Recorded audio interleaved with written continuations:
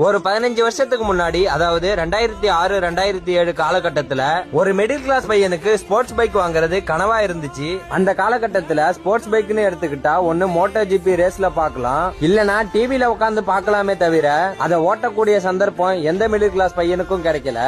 ஏன்னா அந்த காலத்துல ஸ்போர்ட்ஸ் பைக்னா 1000 சிசி மேலதான் இருக்கும். இந்த மாதிரி காலகட்டத்துல யமஹா எல்லா மிடில் கிளாஸ் பசங்களோட கனவை நிறைவேற்ற ஒரு நாயகனை அறிமுகப்படுத்துச்சு. அவன் தான் R15, யமஹா R15. 1996 அப்புறம் யமஹா RX 100 பேன் செய்யறாங்க. அடுத்த 10-12 வருஷம் எந்த பைக்கை லான்ச் பண்ணாலும் RX 100 அளவு வரல.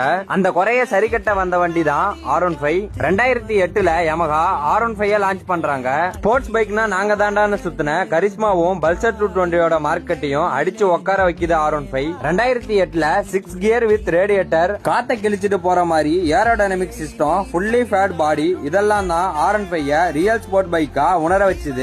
இதுவரைக்கும் ஸ்போர்ட்ஸ் பைக்க மோட்டோ ஜிப்லயும் டிவிலயும் மட்டும் பார்த்து ஏங்கி போயிருந்த நம்ம பசங்களுக்கு இனிமேல நம்மளாலேயும் ஒரு ஸ்போர்ட் பைக் வாங்க முடியும்னு